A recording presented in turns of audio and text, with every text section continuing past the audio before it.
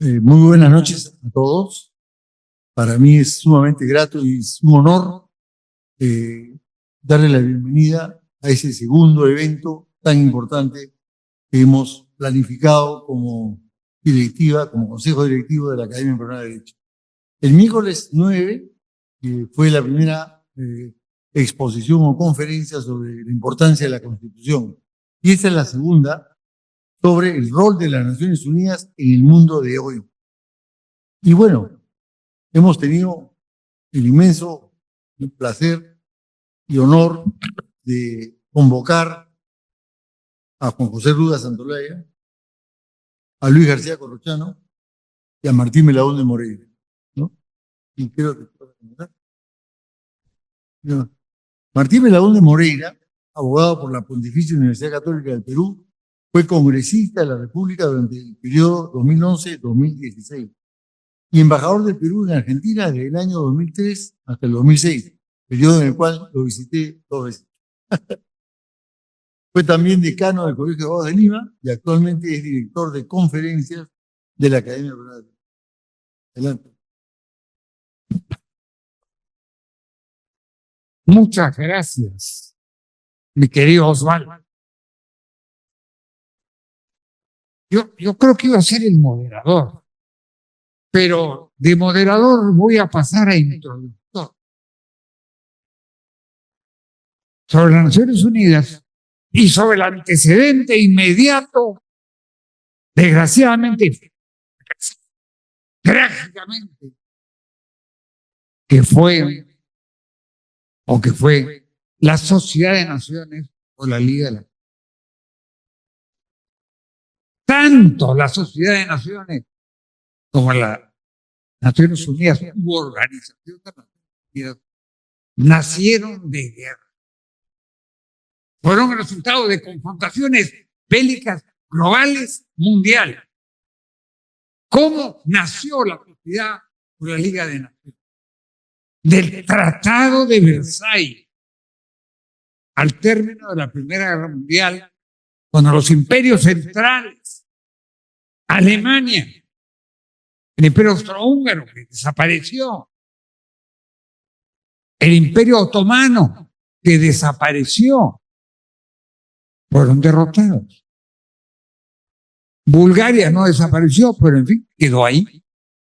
Pero también desapareció del lado aliado el Imperio Ruso de los zares, que se convirtió, después de pocos años, de la Revolución de octubre y noviembre del año 1917, se convirtió en la fenecida Unión de Repúblicas Socialistas Soviéticas del año 1922 y que duró hasta fines de diciembre del año 1991. De ahí nace la Sociedad de Naciones. ¿Y quién fue el creador, el gestor de la Sociedad Unida de las Naciones? El presidente Thomas Woodrow Wilson, mejor conocido como Wilson, tiene una avenida en el centro de Lima. El señor Wilson fue el que ideó este concepto de un organismo colectivo con el objetivo primordial de asegurar la paz y la seguridad internacional a lo largo del mundo. Pero es un obstáculo muy grande. Que los Estados Unidos, país al que representaba y del cual era presidente, repudió a la Sociedad de las Naciones por la obra de un senador que se llamaba Henry Cabot Lodge I, cuyo nieto fue representante, embajador y representante de los Estados Unidos en las Naciones Unidas en la década del 50 durante el gobierno de Eisenhower. Y luego creo que fue candidato a la vicepresidencia de los Estados Unidos. Pues bien, la Sociedad de Naciones fracasó. En parte fracasó por la ausencia de las Naciones Unidas. Tuvo una existencia azarosa, la década del 20 al 30 resolvió algunos problemas, pero pereció, finiquitó en la década del 30. ¿Por qué? Porque hubo potencias agresivas, invasoras, que no pudo controlar.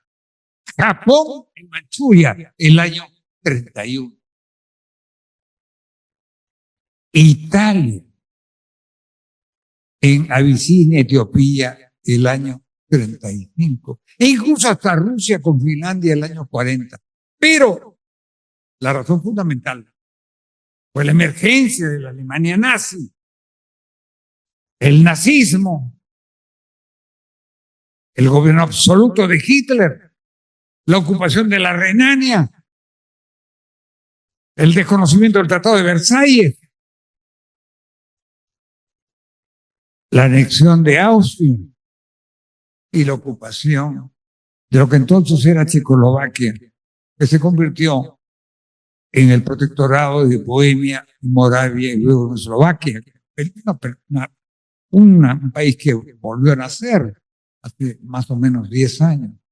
Y de ahí el estallido de la Segunda Guerra Mundial con el ataque alemán el 1 de septiembre, un viernes 1 de septiembre del año 1939 sobre Polonia, que desató, que desencadenó la Primera Guerra Mundial.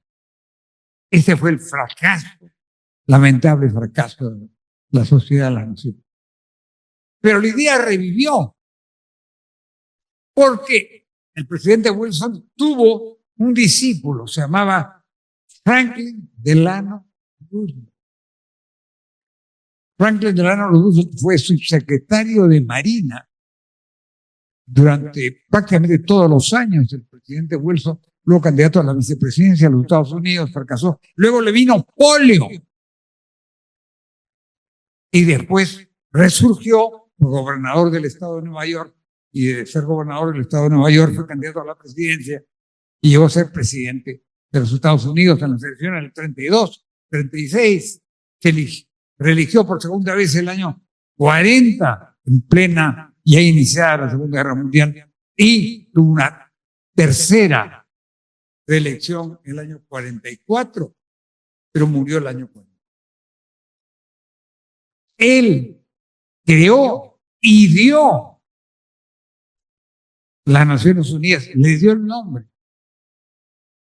Y fue el resultado de digamos, los acuerdos con Churchill en una visita famosa en el Océano Atlántico, en el pleno mar del Atlántico, y que luego dio lugar a una conferencia especializada en Washington, en la localidad de Dumbarton Oaks, paralelo con la formación del Fondo Monetario Internacional y del Banco Mundial en Trevor Woods, me parece.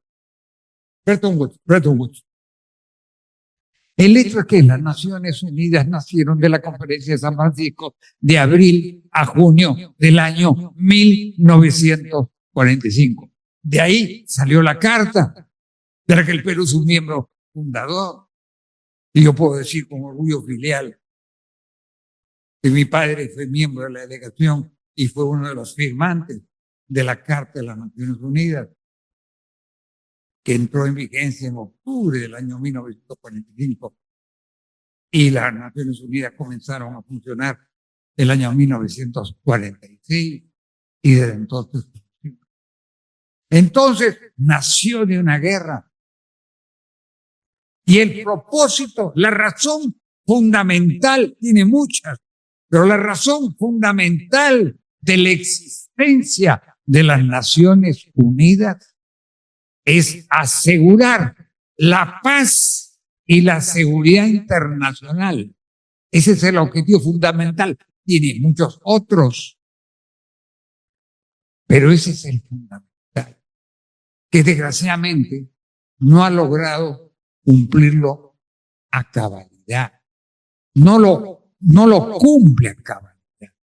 Quizás el mayor éxito de las Naciones Unidas se dio el año 50 con la invasión de Corea del Sur por Corea del Norte y una resolución del Consejo de Seguridad aprovechando la ausencia de la Unión Soviética por el boicot que hizo en ese momento, que fue un gravísimo error. Y entonces las Naciones Unidas intervinieron en la guerra de Corea. Y la guerra de Corea terminó, si se quiere, en un empate. Pero fue un empate extraordinario. Porque las fuerzas de Norcorea invadieron Surcorea. Y las fuerzas de Norcorea, en un momento dado, cuando intervinieron los americanos, fueron apoyados por voluntarios, entre comillas, de la República Popular China. Pero se firmó un armisticio alrededor del paralelo 38, en una zona que se llama zona desmilitarizada, que yo he tenido la oportunidad de visitarla muchas veces, porque he estado 8 veces en Corea, hasta 9 veces, cuando era gerente general de Minpeco, y les vendía mineral de guerra. Eran en ese momento nuestra principal compra. Bien, el hecho es que quizás Corea ha sido el éxito más grande de la nación.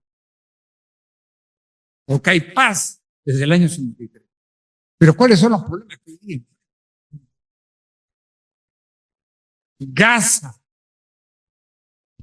Esa guerra no se soluciona. ¿Cuántas guerras entre Israel y los países árabes han habido? 48, 56, 67, 73 o 74, 80 y varias más. He perdido la cuenta. Hoy día tenemos el conflicto de Gaza, que desgraciadamente no se resuelve. Y luego tenemos la guerra de Ucrania, que era parte de la Unión Soviética. Ucrania, yo se pasó, es un mismo fundador de las Naciones Unidas, por un arreglo diplomático que se hizo en ese momento para darle una mayor representatividad a la Unión Soviética. Pues bien, la guerra de Ucrania en estos momentos no se resuelve. Rusia se disolvió. Rusia pasó a ocupar el lugar de la Unión Soviética en el Consejo de Seguridad. Se negó a firmar el cese de fuego. Y los ucranianos acaban de contraatacar en forma cruel. Entonces tenemos Gaza, Ucrania, Sudán, y no sé si se me escapa alguna otra guerra en el mundo, posiblemente en el África, pero en Sudán hay una guerra. Entonces, desgraciadamente, las Naciones Unidas no han podido llegar a cumplir cabalmente su función de asegurar la paz y la seguridad internacional, que es la más importante de todas. Tiene muchas otras, algunas de ellas muy discutibles, como la Agenda 2030, 2030, que no voy a hablar de eso, no vendría el caso.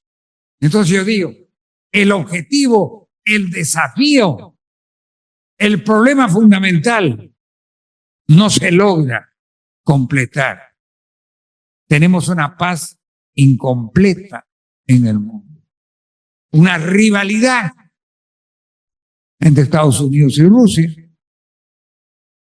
aunque a ratos parece que fueran aliados contra Ucrania, y una rivalidad económica que esperemos que no se cristalice en un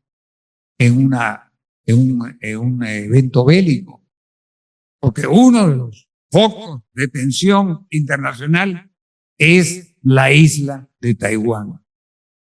Es un estado independiente de facto, no reconocido por la comunidad internacional, y que la República Popular China reclama con alguna razón que es parte de China, porque es parte de China, pero es una China algo distinta. Hoy día, una China democrática. Con lo cual, termino.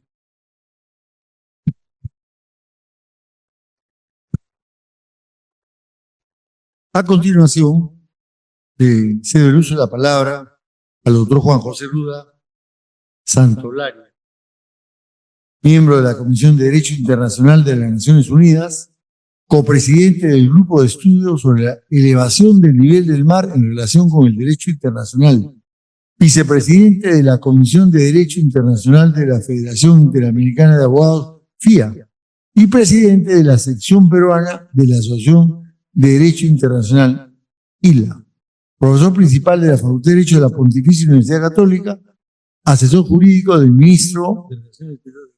Adelante, doctor. Por favor.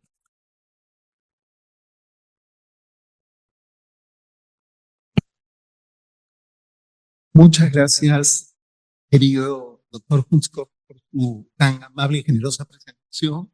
Quiero, en primer lugar, agradecer enormemente a la Academia Peruana de Derecho por esta entrañable invitación y la oportunidad de compartir reflexiones con buenos y queridos amigos y amigas a propósito de las Naciones Unidas y su labor. Y en ese sentido, poner de relieve el interés precisamente de la Academia Peruana de Derecho por un asunto que tiene indudable trascendencia en el contexto de la comunidad internacional.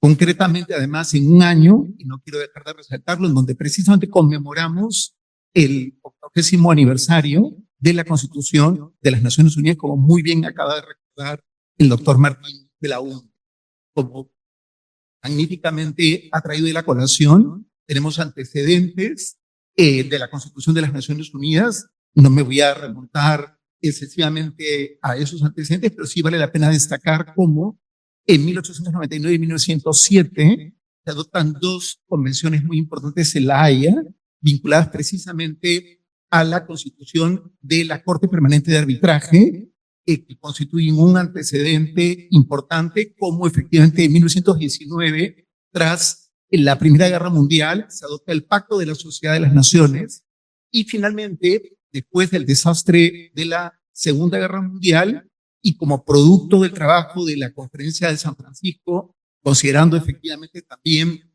todos los prolegómenos que ha referido magníficamente el doctor Belaúnde Moreira, se acaba finalmente adoptando el 26 de junio de ese año la Carta de las Naciones Unidas, que entra en vigor, como también él magníficamente lo ha recordado, el 24 de octubre de ese mismo año.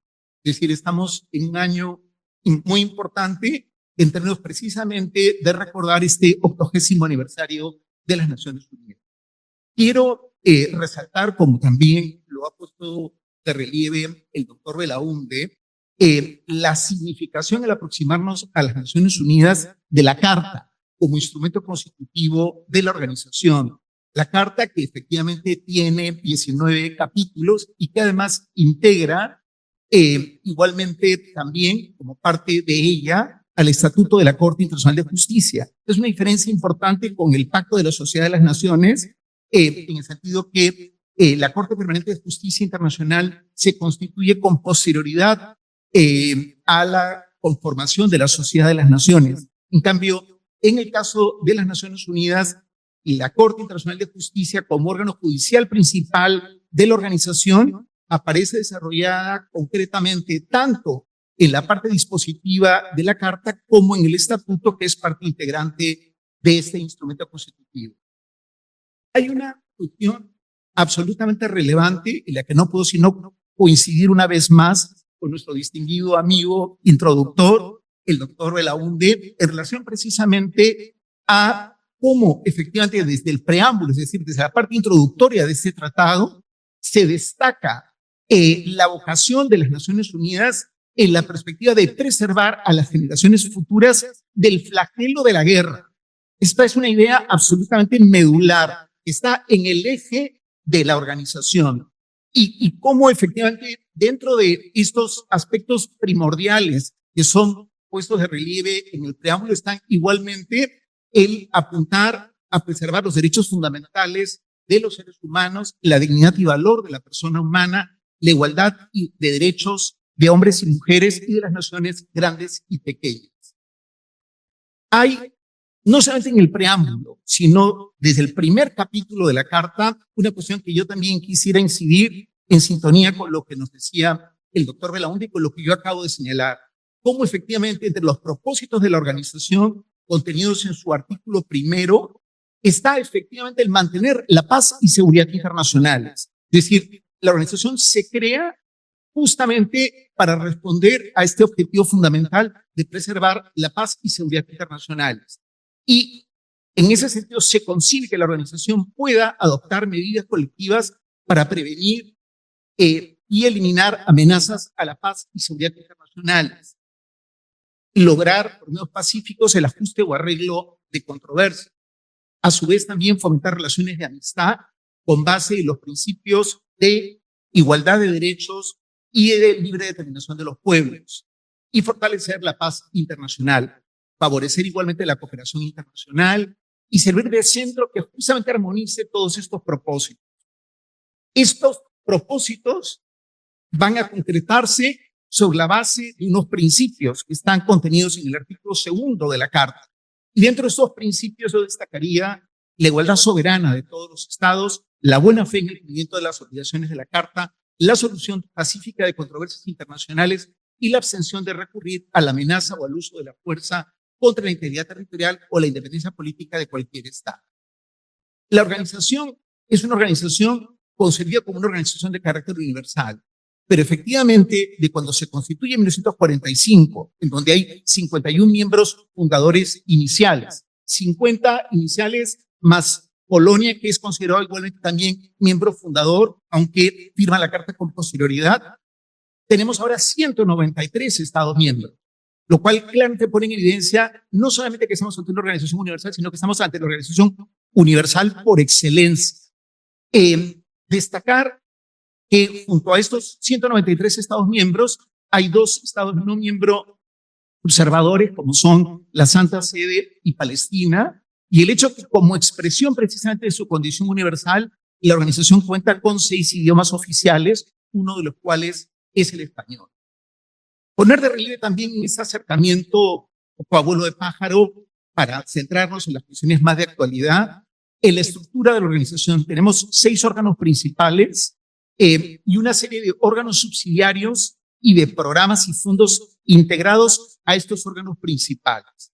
De estos órganos principales, yo llamaría la atención fundamentalmente, sin desmerecer a otros, pero llamaría la atención fundamentalmente respecto de estos órganos en torno a la labor de la Asamblea General como órgano que involucra a los 193 Estados miembros y a los observadores, Estados miembros con derecho de voz y voto, observadores con solamente derecho de voz, el Consejo de Seguridad, que tiene efectivamente una función principalísima en términos justamente de la preservación de la paz y seguridad internacionales y el poder dictar medidas a propósito de situaciones que ponen en riesgo o que pueden poner en riesgo la paz y seguridad internacionales, integrado por 15 miembros, de los cuales 10 son no permanentes y 5 permanentes. Aquí está el tema del derecho, el llamado derecho de veto de los 5 miembros permanentes, y una cuestión a la que me voy a referir un poco más adelante, que está efectivamente en el tapete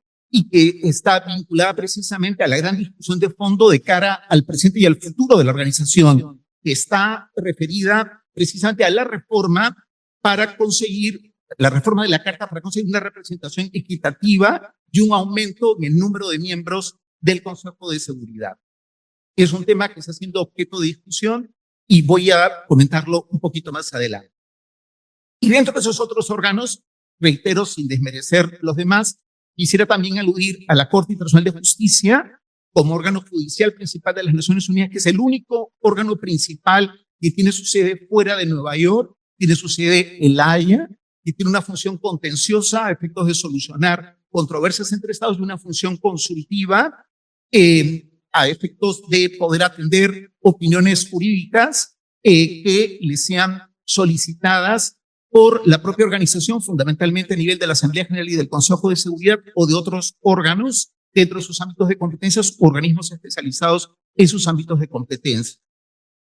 Importante igualmente la labor de la Secretaría a cargo de un secretario general, y destacar dentro de esta mirada rápida la muy valiosa tarea de los sucesivos secretarios generales y concretamente de un compatriota nuestro, Javier Pérez de Cuellar, que fue secretario general de la organización en 2 periodos, así como igualmente también, al habernos referido a la Corte Nacional de Justicia, evocar la memoria de otro muy distinguido jurista nacional, como fue don José Luis Bustamante Rivero, que fue miembro de la Corte y presidente de esta. Y esa también es una cuestión importante al aproximarnos a la realidad de las Naciones Unidas, un contexto importante como es la vinculación de la organización con una serie de organizaciones a las que se denomina organismos especializados de las Naciones Unidas, que tienen su propia personalidad jurídica internacional, su propia membresía, su propio instrumento constitutivo, su propio presupuesto, como por ejemplo la UNESCO, la Organización de las Naciones Unidas para la Educación, la Ciencia y la Cultura, la Organización Mundial de la Salud, OMS, y otras, la Organización Internacional del Trabajo y otras. Es decir, son organizaciones del sistema de Naciones Unidas vinculadas a las Naciones Unidas a través de una serie de acuerdos que se conectan a ella a través de acuerdos fundamentalmente a nivel del Consejo Económico y Social y coordinan las tareas con las Naciones Unidas, pero que tienen su propia personalidad jurídica internacional.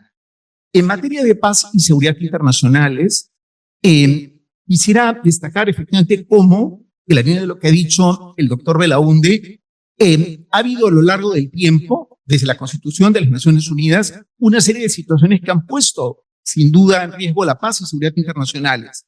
Algunas de esas situaciones no han podido ser resueltas con el concurso directo de la organización, pero sí quisiera resaltar cómo sí ha habido situaciones en donde la organización ha jugado un papel muy importante de cara a la solución de esos conflictos. Referirnos, por ejemplo, a la resolución de conflictos y al fomento de la reconciliación en casos como, por ejemplo, los de Camboya, El Salvador, Guatemala, Liberia, Mozambique, Namibia, Sierra Leona, Tayikistán, Timor-Leste, el antiguo Timor Oriental. Y poner de relieve también las operaciones de paz de las Naciones Unidas en la perspectiva de realizar una tarea constante para el mantenimiento de la paz a través de diversos mecanismos.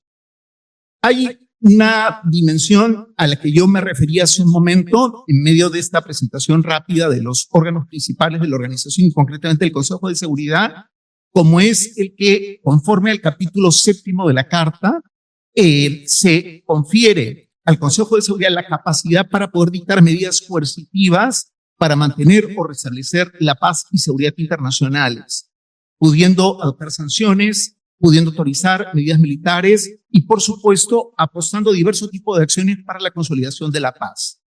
En esa perspectiva del mantenimiento de la paz y concretamente en el contexto presente, hay toda una reflexión a propósito de estas operaciones de paz de las Naciones Unidas y un énfasis particular en relación a la importancia de poder utilizar mecanismos de diplomacia preventiva y mediación, el poder utilizar mecanismos a través de, por ejemplo, la designación de representantes especiales y personales enviados a asesores del secretario general y el utilizar una serie de mecanismos contra flagelos como, por ejemplo, el terrorismo internacional y, por supuesto, a propósito de situaciones que pueden poner en riesgo la paz y seguridad internacionales, como, por ejemplo, las armas atómicas u otras armas de distinto carácter.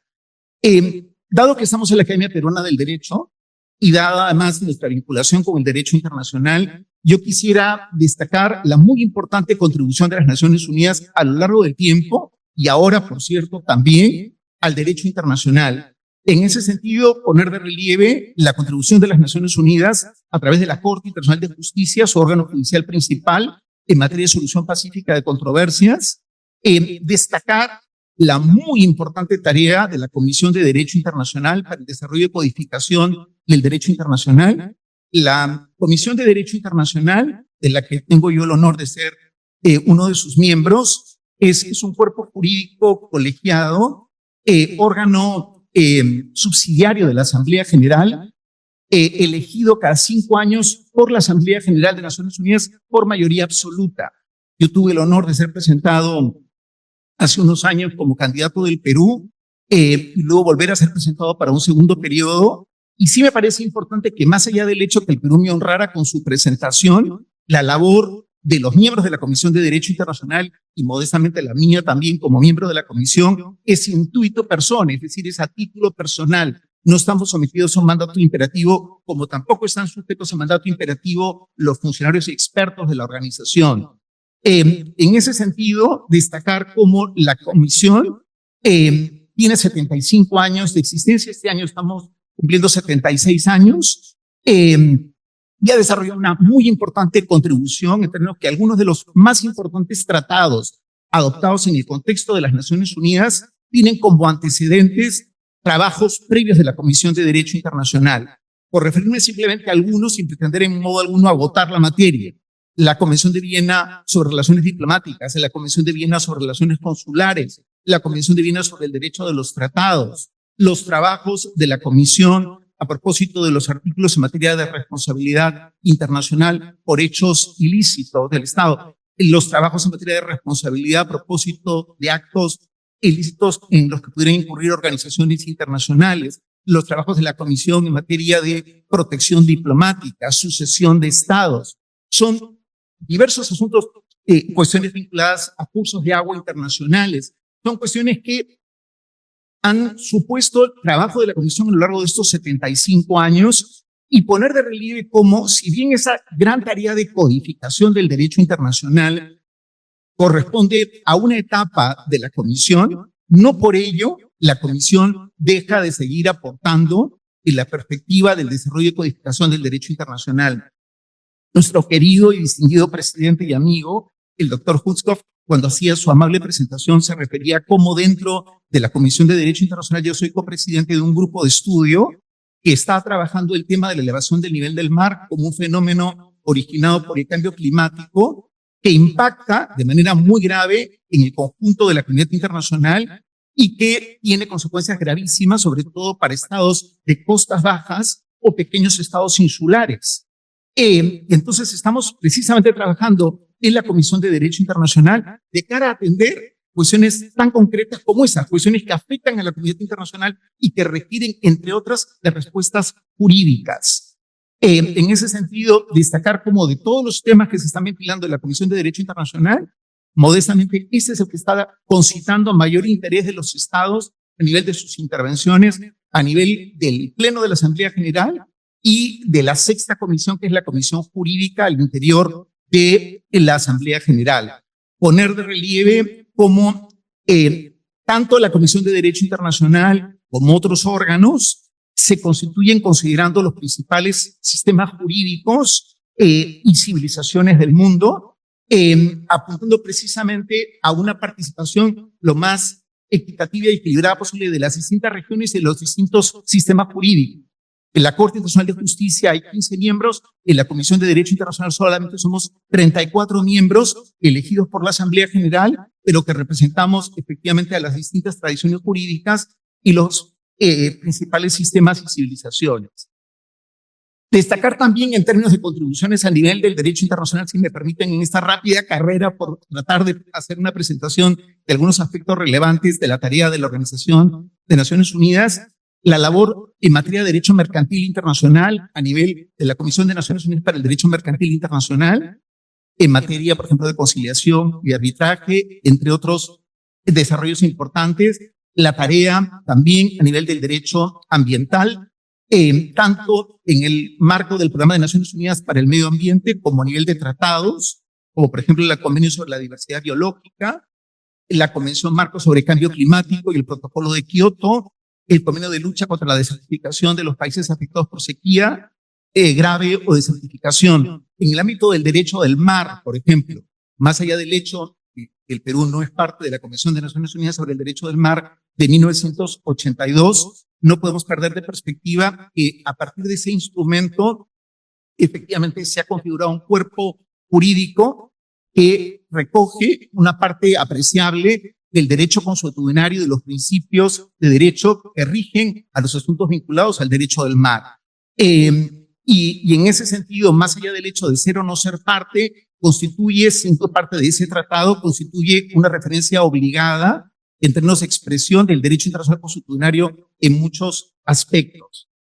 Destacar, y lo voy a referir muy brevemente hacia el final, la significación del acuerdo BBNJ del 2023, que es un logro importante, es decir, más allá de los problemas de las Naciones Unidas, más allá de la imposibilidad eventualmente de poder solucionar algunos conflictos en la línea de lo que planteaba el doctor Belaúnde, eso no significa que no se esté trabajando en otros ámbitos y que no haya contribución muy valiosa. Hay un acuerdo de 2023 a propósito precisamente de la conservación y el uso sostenible de la biodiversidad marina más allá de las zonas de jurisdicción nacional. En materia de derechos humanos, por ejemplo, destacar también la muy importante labor de la organización a través, por ejemplo, no solamente de la Declaración Universal de 1948 y los pactos de 1966, sino también del Consejo de Derechos Humanos que se constituye en 2006, reemplazando la antigua Comisión de Derechos Humanos. En materia de derecho internacional humanitario, igualmente, quisiera destacar la creación en el marco de Naciones Unidas y concretamente el Consejo de Seguridad de tribunales penales especiales a propósito de graves crímenes cometidos en el contexto de la desaparecida Yugoslavia y de Ruanda, con ocasión del genocidio espantoso de 1994 que todos debemos recordar. Y luego el apoyo de las Naciones Unidas también para algunos tribunales especiales como el de Sierra Leona, Camboya y el Líbano, así como el trabajo previo en el ámbito de la Comisión de Derecho Internacional y luego de la conferencia que dio lugar a la Corte Penal Internacional a través de la adopción del Estatuto de Roma de 1998. En materia de lucha contra el terrorismo internacional, destacar diversos instrumentos y concretamente la constitución de un comité contra el terrorismo en el Consejo de Seguridad y, entre otras cuestiones jurídicas, y voy terminando ya, quisiera destacar la muy importante tarea de Naciones Unidas a través de la Secretaría y concretamente de la sección Tratados para el registro de los tratados. Hay una norma, la del artículo 102 de la Carta, que plantea efectivamente la necesidad del registro de los tratados para dar debida publicidad a los tratados, intentando evitar esa práctica antigua de los llamados tratados secretos, y de cara a la invocación de los tratados ante órganos de las Naciones Unidas, es indispensable que esos tratados estén registrados. El registro igualmente de cartas y coordenadas marítimas en la División de Derecho del Mar y de Asuntos Oceánicos. Y finalmente una contribución que puede parecer menor, pero que me parece sumamente importante, sobre todo en un contexto como el de la Academia Peruana de Derecho, que es justamente la tarea constante en términos de la promoción del conocimiento y reflexión sobre el derecho internacional a través de cursos y la Biblioteca Audiovisual de Derecho Internacional de Naciones Unidas en las distintas lenguas oficiales de Naciones Unidas. Destacar igualmente la labor en materia de descolonización, tanto en términos de territorios, antiguos territorios coloniales, como de territorios bajo régimen de fideicomiso. Y aquí me gustaría referirme a algo a lo que aludí hace un momento, que es a un asunto que acompaña las inquietudes en el seno de la organización desde hace años, pero que de alguna manera se ha puesto en forma mucho más palmaria de manifiesto, como es la inquietud, la necesidad de abordar la reforma de la Carta de la organización a los efectos de obtener una mayor representación equitativa y una ampliación en el número de miembros del Consejo de Seguridad. Hay ahora unas negociaciones intergubernamentales que se están desarrollando a través de un mandato dado a unos copresidentes en el marco de la Asamblea General y es interesante cómo está habiendo distinto tipo de ideas, sugerencias, propuestas, pero los temas giran en torno a 5 grandes ejes, muy rápidamente los detallo: las relaciones entre el Consejo de Seguridad y la Asamblea General, el tamaño del Consejo de Seguridad, la categoría de los miembros, es decir, miembros permanentes o no permanentes, la cuestión del veto, si el veto se mantiene, si no se mantiene, si eventualmente hay una ampliación en el número de miembros del Consejo de Seguridad, si se da el derecho de veto a todos los nuevos miembros que pudieran ser permanentes, o si eventualmente se introducen limitaciones en el derecho de veto sin necesariamente tener que suprimirlo. Eso es un debate interesante que a lo mejor podemos luego, si hay una segunda ronda, continuar la reflexión sobre eso. Y un tema importante que es la representación regional. Hay algunas regiones, por ejemplo, África, que está absolutamente subrepresentada en el Consejo de Seguridad. Hacer mención a a cuestiones relevantes en la tarea pasada y actual de las Naciones Unidas a través de las operaciones de paz, y luego destacar, entre otras cosas, en términos de actualidad, lo que comentaba nuestro amigo el doctor Belaunde, el trabajo importante a propósito de los Objetivos de Desarrollo Sostenible, integra la Agenda 2030, aprobada en septiembre de 2015 por la Asamblea General. Una cuestión interesante, y voy terminando ya, es el que el año pasado se plantea como parte de los trabajos de la Asamblea General un pacto para el futuro, un pacto digital mundial y una declaración sobre las generaciones futuras. Esto es bien interesante porque precisamente en los énfasis de este pacto para el futuro, cuando se aborda el tema de la paz y seguridad, una de las cuestiones más relevantes está marcada precisamente por la necesidad de la reforma del Consejo de Seguridad, la línea de lo que acabo de reseñar muy brevemente. Luego, apuntar al desarrollo sostenible del clima y la financiación para el desarrollo, la cooperación digital y una cuestión que no podemos perder de perspectiva, que es la preocupación por las generaciones futuras. Es la primera vez que hay una declaración formal de la Asamblea General por las generaciones futuras. Por último, referirme a dos instrumentos, dado que estamos en el ámbito del derecho, uno ya adoptado y en proceso de poder entrar en vigor, otro en proceso de negociación, los dos de la más alta importancia y los dos, sin duda, poniendo en evidencia la absoluta actualidad más allá de las limitaciones de la tarea de las Naciones Unidas. En primer lugar, referirme al acuerdo en el marco de la Convención de Naciones Unidas sobre el Derecho del Mar, acerca de la conservación y el uso sostenible de la diversidad biológica marina más allá de las zonas de jurisdicción nacional, el acuerdo BBNJ. Es un acuerdo adoptado en 2023 y que está ahora abierto a la firma hasta septiembre de este año. Ya hay hasta 102 estados signatarios al día de hoy. Y luego, un proceso de negociación actualmente en curso muy importante de cara a poder lograr alcanzar un instrumento jurídicamente vinculante sobre la contaminación por plásticos, incluyendo el tema de la contaminación por plásticos en el medio marino. Ahí quisiera destacar el involucramiento del Perú en el sentido que en las negociaciones para este instrumento, que todavía están en curso en una primera etapa, quien ha conducido estas negociaciones a nivel de un comité intergubernamental ha sido un querido y distinguido embajador peruano, Gustavo Mesa Cuadra, que estuvo en el proceso de la limitación marítima con Chile y que además fue canciller hace algunos años, además de representante permanente ante las Naciones Unidas.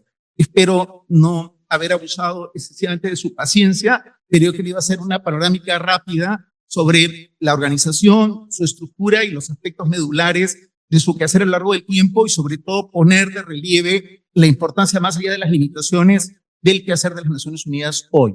Muchísimas gracias.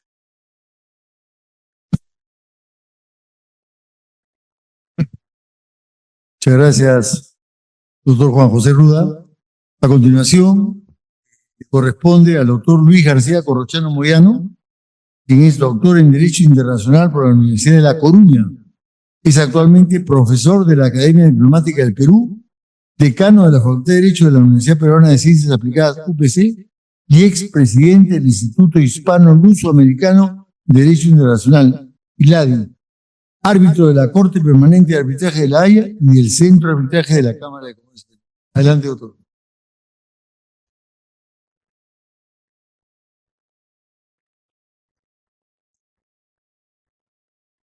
Muchas gracias, señor presidente. Muchas gracias, además, a la Academia por la invitación y encontrarme en compañía de tan distinguidos ponentes. Cuando se habla de Naciones Unidas, está, por un lado, la visión de los especialistas, de los expertos, de los que vemos temas de derecho internacional, los diplomáticos que ven las cuestiones multilaterales, etcétera, que hay que confrontar con la opinión del ciudadano de a pie.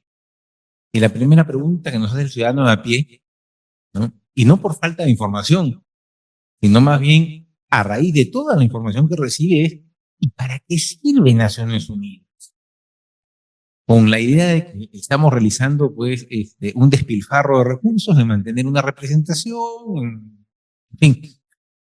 pagar una serie de viajes y de cuestiones vinculadas a una organización que se le antoja poco útil de cara a los problemas que ve a nivel internacional. No es nuevo, lo viene de mucho tiempo. Le pasó algo parecido a la antecesora, como bien nos ha hecho recordar el doctor Martín Belaunde. Lo que pasa es que hay una serie de circunstancias. Primero, Naciones Unidas aprendió muy bien la lección del fracaso de la Sociedad de Naciones, que quiso abarcar mucho y al final terminó pues ajustando muy poco. Evidentemente por una serie de problemas internos que fueron desde la defección americana hasta el hecho de que todos vieron en la Sociedad de Naciones algo que utilizar y no algo que emplear con una finalidad común. Naciones Unidas aprendió bien la lección en ese sentido. Y por otro lado, porque las expectativas a veces suelen ser muy altas. Cuando se dice que Naciones Unidas no ha cumplido su papel porque se fundó para garantizar la paz universal y no han dejado de haber guerras, no se está haciendo exacto, por no decir que se está haciendo bastante impreciso. Jamás quienes se reunieron en Dumbarton Oaks pensaron que iban a lograr que una organización garantizase absolutamente la paz mundial. No eran ningunos ilusos. Piensen que eran gente que venía de haber participado y combatido en 2 guerras mundiales. El preámbulo de la carta dice precisamente, ¿no?, decididos a liberar a la humanidad del flagelo de la guerra que por 2 veces ha golpeado a una misma generación. No era que hubieran tenido solamente una mala experiencia, tuvieron 2. Pero ¿qué es lo que se diseña en esta arquitectura del sistema de las Naciones Unidas? No un mecanismo para evitar cualquier guerra, sino un mecanismo para evitar que los conflictos que se puedan dar terminen en la misma situación que se produjo en el 14-18 o en el 39-45, es decir, en una generalización del conflicto. Pero eran muy conscientes de los límites y de las capacidades de la organización. Yo recuerdo mucho en las memorias de Víctor Andrés Belaunde, un padre del doctor Martín Belaunde, en Trayectoria y Destino, el primer tomo, habla de sus 20 años en Naciones Unidas. Sin contar que también había participado en la Sociedad de Naciones, de manera que era alguien que conocía perfectamente la situación. Y comentaba lo que un diplomático, me parece, asiático o árabe, alguna vez le había dicho cuando hablaban acerca justamente de los problemas y los conflictos que se estaban dando en el mundo, y le decía, mire Belaunde, en Naciones Unidas siempre hay algo que desaparece. Si hay un conflicto entre 2 estados pequeños, entonces intervienen las Naciones Unidas y desaparece el conflicto. Pero si el conflicto se da entre un estado pequeño y un estado grande e intervienen Naciones Unidas, entonces desaparece el estado pequeño. También el conflicto, pero desaparece el estado pequeño. Pero si se llega a dar un conflicto entre las 2 grandes superpotencias e intervienen las Naciones Unidas, entonces lo que desaparece va a ser las Naciones Unidas.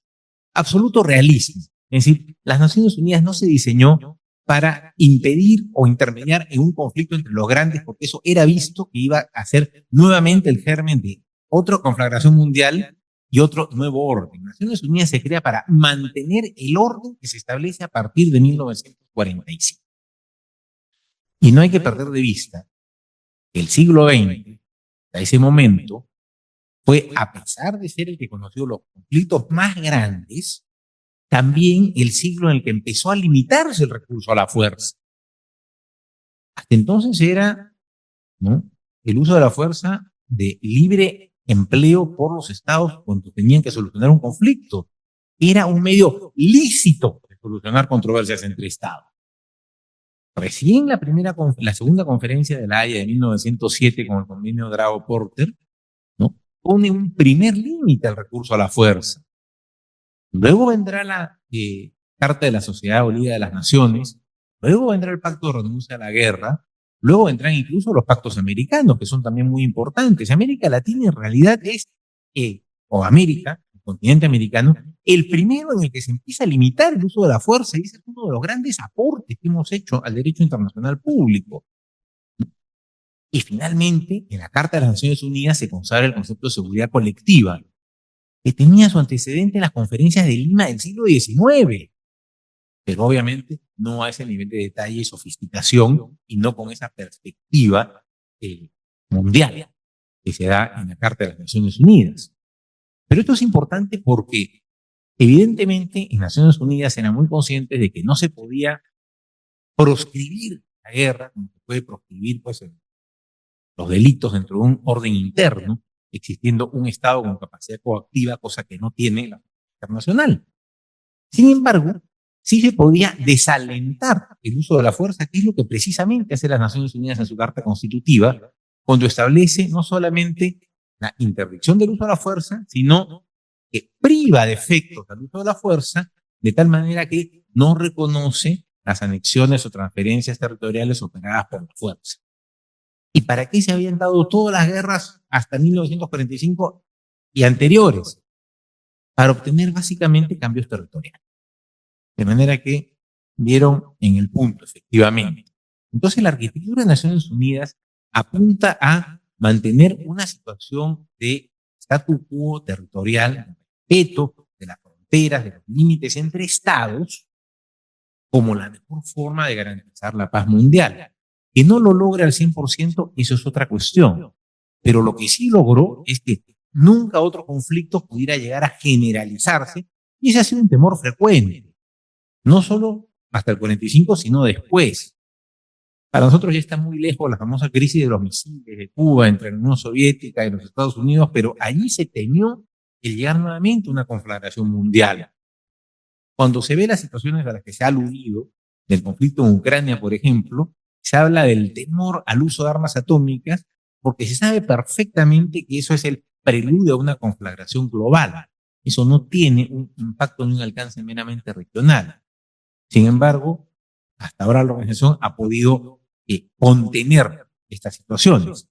No las podrá solucionar porque en su sistema, el sistema de las Naciones Unidas, no está diseñado para hacer lo que los estados más grandes quieran, sino para que no suceda aquello que los estados más grandes no quieran. Es decir, no está diseñado para darle gusto a una superpotencia, pero sí para evitar que alguna de ellas tenga un serio disgusto que la lleve nuevamente a una conflagración mundial. Hemos conversado con el profesor Ruda acerca de la revisión del Consejo de Seguridad, que es la clave de bóveda del sistema de las Naciones Unidas. Hace 30 años que se viene hablando también de esto, por ser caso, no es una cuestión novedosa. Hace mucho que se habla de la ampliación del Consejo de Seguridad, y ya fue ampliado una vez, porque originalmente tenía 11 miembros, la actualidad tiene 15. Se habla de ampliarlo nuevamente, pero no solo para que haya más miembros no permanentes. Eso sería simplemente poner más silletitas para el juego de música. No. El asunto principal, el meollo, está en los 5 miembros permanentes del Consejo, que son los que tienen la capacidad de impedir, a través del llamado derecho de veto, la posibilidad de que actúen las Naciones Unidas. Mencionó el doctor Belaunde, por ejemplo, las Naciones Unidas actuó en Corea. ¿Cómo logró actuar en Corea? Logró actuar porque en ese momento la Unión Soviética boicoteaba el Consejo de Seguridad y decidió no asistir, asumiendo que su ausencia impedía al Consejo de Seguridad de tomar decisiones.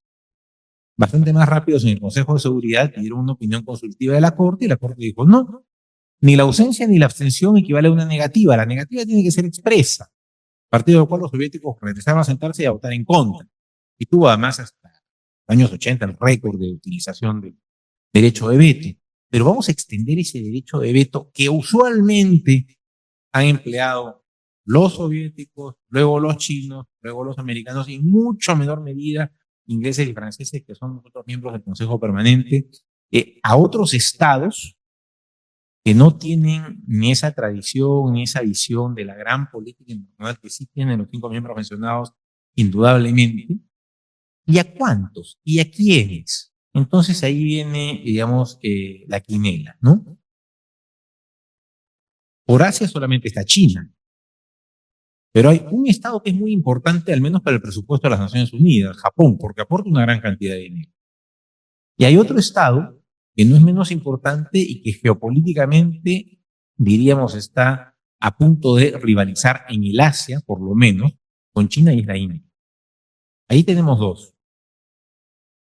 Tenemos a nivel del África, que no están representados en el Consejo de Seguridad y lo vienen reclamando hace mucho tiempo. ¿Pero quién? El postulante más serio es Nigeria, que es el país más poblado del África, que tiene un predicamento importante en la zona subsahariana. Sin embargo, un país que viene a ser bisagra entre África y los países musulmanes o árabes es Egipto. Históricamente, una potencia regional relevante, ¿no? Y que tiene la ventaja de ser de los pocos estados que está amistado con Israel, lo cual no tendría pues nuevamente un problema, ¿no? Por el lado de América Latina, ¿no? Brasil se considera a sí mismo como un serio aspirante a ocupar un sillón permanente. Pero luego hay quienes dicen, bueno, ¿y por qué no Canadá? O ya rompiendo el tabú absoluto que tiene que ver con el origen de las Naciones Unidas, ¿por qué no Alemania? E incluso, ¿por qué no Alemania en vez de Francia o Gran Bretaña? ¿No? Evidentemente, franceses y británicos podrían aceptar la ampliación del Consejo de Seguridad. Lo que estoy seguro que jamás van a aceptar es salir ellos, ¿no?, del asiento permanente del Consejo de Seguridad, lo cual torna un poco complicada toda esa negociación y, como les digo, no es ninguna novedad. Hace 30 años que se viene hablando de eso. Pero en el interín, ¿ha podido el Consejo solucionar alguna serie de aspectos? Sí, lo acaba de mencionar el doctor Uda, ha participado en una serie de situaciones, ha ayudado a solucionar una serie de conflictos, y no nos olvidemos que el objetivo central de las Naciones Unidas no está en recurrir a la fuerza, sino en impedir el uso de la fuerza, ofreciendo un abanico de posibilidades de solución pacífica de las controversias, que abarcan todos los medios políticos diplomáticos, como pueden ser la negociación, los buenos oficios, la mediación, la conciliación e incluso la intervención directa del secretario general a través de una propuesta de solución que le llaman un ruling, es decir, un establecimiento de reglas para solucionar o por lo menos congelar una controversia por parte de la Secretaría General a través de un medio jurisdiccional que es el arbitraje y que es anterior no solamente a las Naciones Unidas, sino incluso anterior a la propia Sociedad de Naciones, desde que se crean las conferencias de la paz, La Haya, la primera en 1899, la segunda en 1907, la Corte Permanente de Arbitraje de La Haya, que por el lado peruano integramos el doctor Ruda y quien habla, y sobre todo el órgano principal, que ya es un poco mejor conocido para el público nacional, ¿no?, que es la Corte Internacional de Justicia, ¿no?, y que ha demostrado a lo largo del tiempo, que se instauró hasta la fecha, ser un mecanismo efectivo, como también lo fue su predecesora, la Corte Permanente de Justicia Internacional. Quizá lo único que realmente llegó a cumplir un objetivo y a funcionar plenamente de la antigua Sociedad de Naciones junto con la Organización Internacional del Trabajo. Entonces, la Corte Permanente ha cumplido una labor notable en la solución de controversias internacionales que ha involucrado incluso a miembros permanentes del Consejo de Seguridad, que ni han hecho uso de la fuerza, ni han utilizado sus prerrogativas, sino que han concurrido a la Corte Internacional y han tenido en ocasiones la razón y en otras reveses. Que la Corte no ha fallado a favor de las grandes potencias o de los miembros permanentes en todas las ocasiones, cosa que en ocasiones pudo haberles resultado incómodo. Caso de los ensayos nucleares en el 74, cuando admitió una demanda a la que Francia se oponía. Caso las actividades militares y paramilitares en y contra Nicaragua en el año 85, pese a la oposición norteamericana. La Corte resultó con absoluta independencia. Eso ha demostrado que el sistema de resolución de controversias de la organización es efectivo. Lo que sucede es que la organización no puede abocarse a solucionar aquello que nadie le solicita. Lo que pasa es que la organización no tiene, y dudo mucho que durante un buen tiempo tenga, una fuerza propia capaz de intervenir para solucionar determinadas controversias, y que solamente lo podría hacer en controversias pequeñas o medianas. Nuevamente, conflictos entre grandes potencias, es absolutamente impensable que puedan ser solucionados por la vía de la fuerza por parte de la organización. Ahí es donde la organización tiene que emplearse totalmente a fondo, justamente para evitar que un conflicto político-diplomático escale hasta el nivel de los hechos entre las grandes potencias. Pero ¿Viene cumpliendo su función? Viene cumpliendo su función. ¿Es algo inútil? Absolutamente. Ha demostrado y ha cumplido un importantísimo servicio a lo largo de 80 años en favor de la paz y la estabilidad. Las fronteras se han modificado muy poco en estos últimos 80 años en comparación con todas las modificaciones anteriores que tuvo.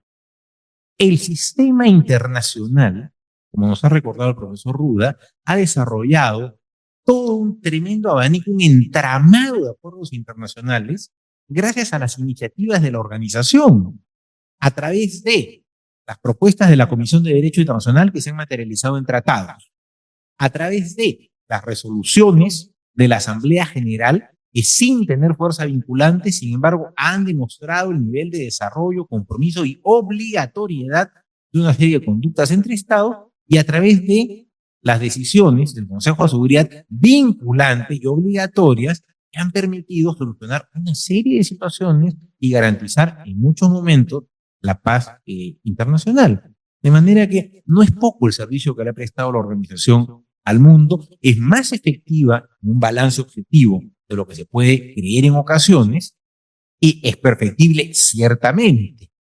Pero recordemos que la organización nunca va a hacer aquello que los estados no quieran, porque la organización es creada por los estados y está al servicio de los estados. De manera que seamos pues un poco más indulgentes a veces en la evaluación que hacemos y pongamos en una balanza los presuntos deméritos o las frustraciones que a veces pueden tener la sociedad internacional o las sociedades nacionales frente a los innegables logros que ha tenido la organización y veremos que es necesaria, ¿no? Cumple una finalidad y si no existiera habría que crearla porque no gozaríamos del nivel de paz y seguridad que tenemos al día de hoy si no fuera por la creación de esta organización en el año 45. Yo me quedo aquí. Muchas gracias, señor presidente. Muy interesantes las tres exposiciones. Y bueno, les concedemos 5 minutos. No, creo yo que es un plazo razonable para el cierre de su exposición. Doctor Belaunde, por favor, adelante. Muchas gracias, mi querido Osvaldo.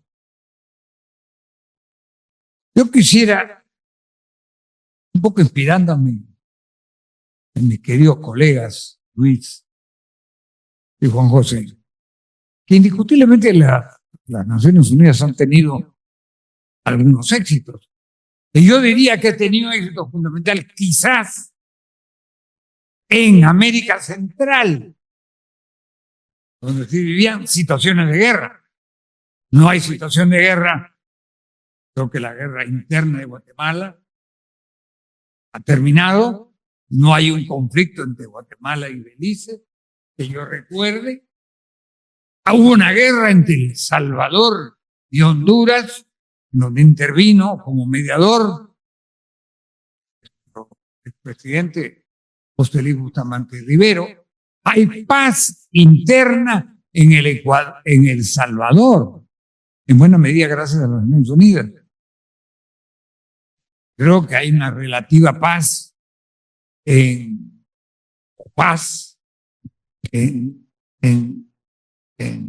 Honduras.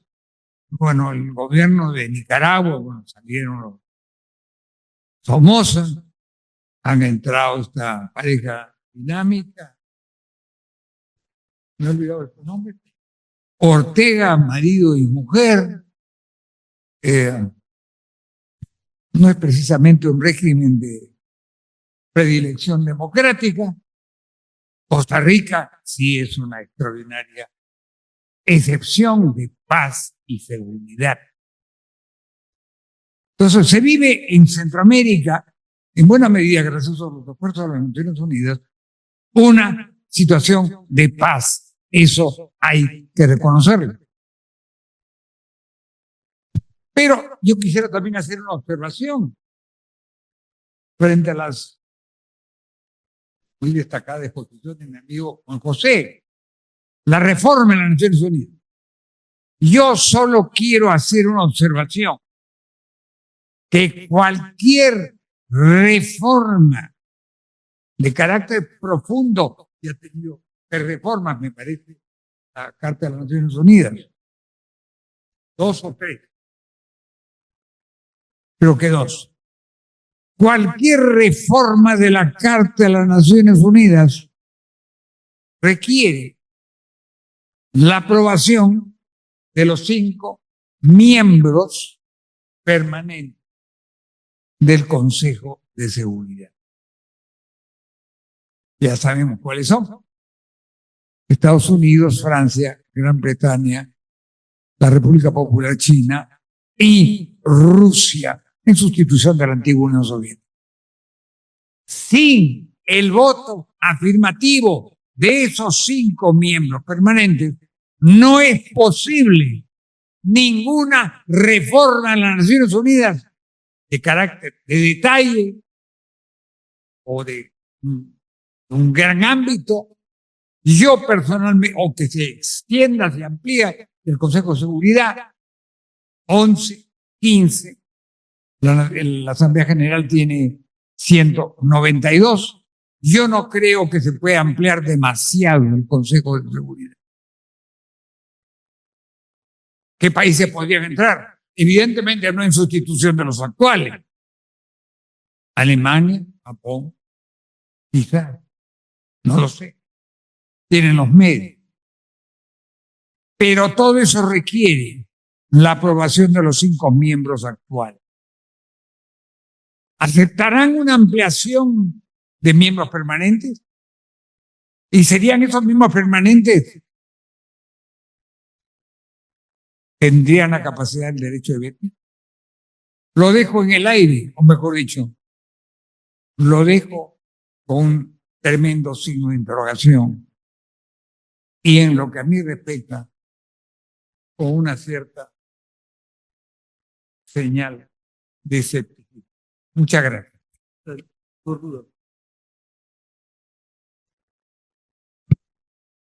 Muchas gracias una vez más. Volver a destacar las grandes coincidencias con los otros expositores, tanto con el doctor Belaunde como con Lucho García Corrochano, en la perspectiva precisamente de resaltar la labor muy importante de las Naciones Unidas, pero también, sin duda, como se ha puesto de relieve, las limitaciones de las Naciones Unidas en función precisamente a las propias circunstancias que han acompañado a la organización a lo largo del tiempo, pero también a las limitaciones que, en razón precisamente a la forma como ha sido concebida, en términos de su estructura y de la composición de sus órganos, posibilitan una actuación más o menos eficaz en determinadas circunstancias. Yo quisiera, en ese sentido, dado que ha vuelto a salir a colación ahora la reflexión, y también lo señalaba nuestro buen amigo Lucho hace un momento, destacar que efectivamente el debate en torno a la reforma de la Carta es un debate que lleva muchos años. Efectivamente, en 1963 se planteó una reforma de la Carta para efectos de ampliar el número de miembros del Consejo de Seguridad de 11 a 15. También se amplía el número de miembros en el Consejo Económico y Social. Lo importante radica es en que, si bien efectivamente es un debate antiguo y ha habido múltiples propuestas y múltiples planteamientos, hay ahora, y no digo que necesariamente que ahora se va a concretar, pero hay ahora, como de alguna manera, una conciencia más, vamos a decir, acuciante en relación a la necesidad de encarar alguna señal en términos de la reforma del Consejo.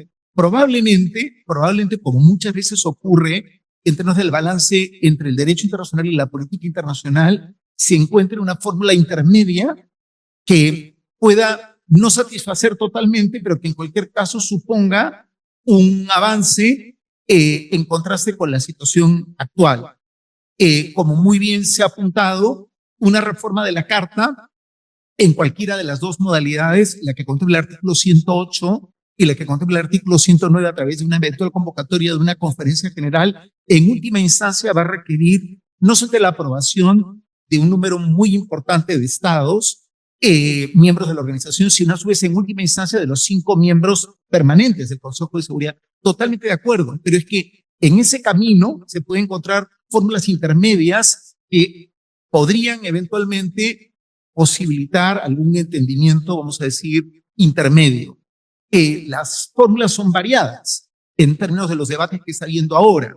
Una fórmula que pudiera suponer, por ejemplo, una ampliación de los miembros permanentes sin necesariamente atribuir a esos nuevos miembros permanentes el derecho de veto. Es una posibilidad en donde puede haber, vamos a decir, dos niveles de miembros permanentes, los miembros permanentes actuales y otros miembros permanentes sin derecho de veto, y otros miembros no permanentes que se van renovando como ahora cada 2 años. O la posibilidad, por ejemplo, interesante de, sin prescindir del derecho de veto, poder encontrar a lo mejor algunas limitaciones al ejercicio de ese derecho de veto. Por ejemplo, el que en determinado tipo de situaciones, hay una propuesta interesante de Francia y de México, en relación a ciertas situaciones que, por ejemplo, pudieran involucrar graves crímenes internacionales, no cupiera el ejercicio del derecho de veto, o eventualmente el que, como en su momento también se ha planteado por parte de algunos de los miembros, una propuesta que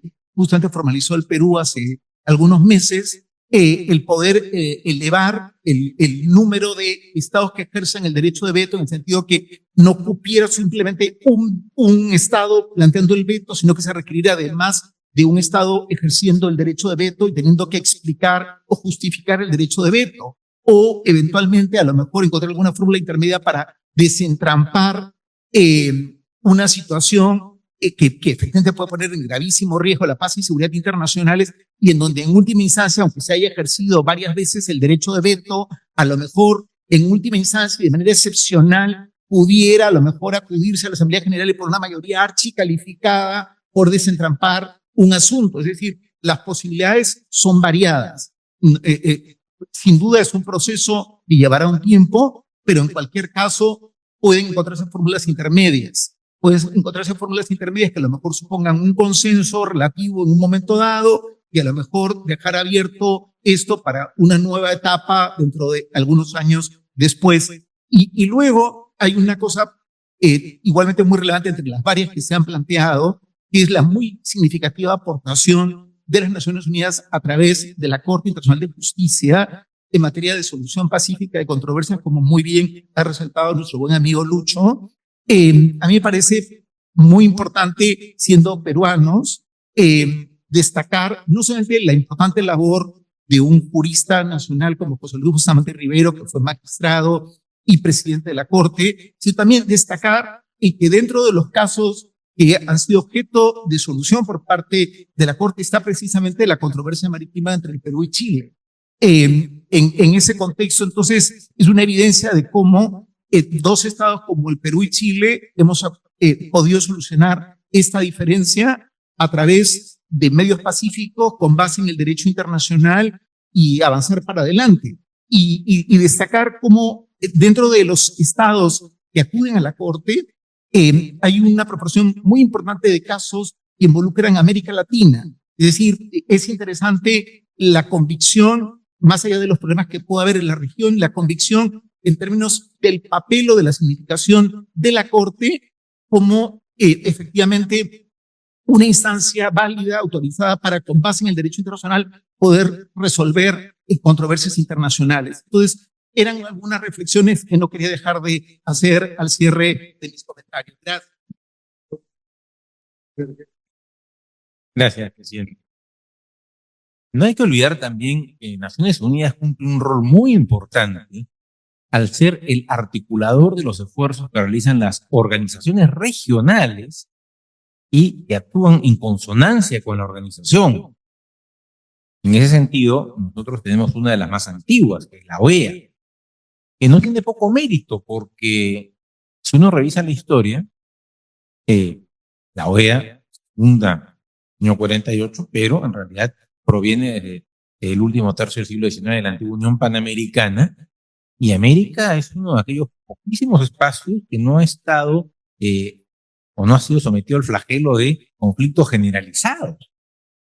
El panamericanismo en eso tiene un tremendo mérito, como también lo tuvo en anticiparse a los mecanismos de solución pacífica de controversias a través de las propuestas de mecanismos de arbitraje obligatorio entre estados, que fue lo más notable de la tradición americana hasta que con la creación de Naciones Unidas y la Corte Internacional de Justicia, en el Pacto de Bogotá se varía y se pasa de la tradición americana del arbitraje obligatorio a justamente la jurisdicción obligatoria de la Corte Internacional de Justicia, y es lo que ha hecho que una gran cantidad de estados americanos hayan solucionado sus controversias, pero como bien se ha resaltado, por ejemplo, América Central ha tenido más casos ante la Corte que conflictos entre ellos. De manera que no es poco mérito. En ese sentido, Naciones Unidas lo que hace es juega un papel subsidiario frente a los organismos regionales. Es decir, no es que tenga una actuación prioritaria, la actuación prioritaria la tienen los organismos regionales, incluso en cuestiones de seguridad. Pero Naciones Unidas es el ente rector. ¿Por qué? Porque el tema de la seguridad internacional pasa por reglas de carácter general. Esto es, por ejemplo, el caso de la interdicción del uso de la fuerza no es solamente un precepto a nivel regional, es un precepto universal. Y por lo tanto, sus excepciones y las formas de conjurar estas situaciones necesariamente pasan por lo que ha establecido la Carta en el capítulo 7. Y cualquier acción de los organismos regionales tiene que ser en consonancia y en concordancia. Pero los primeros llamados a actuar en casos de cuestiones de seguridad son los organismos regionales, no directamente las Naciones Unidas. Eso está claramente establecido. Lo que no puede hacerse es establecer derogaciones a los preceptos generales de la Carta a un nivel regional. Eso es absolutamente inaceptable.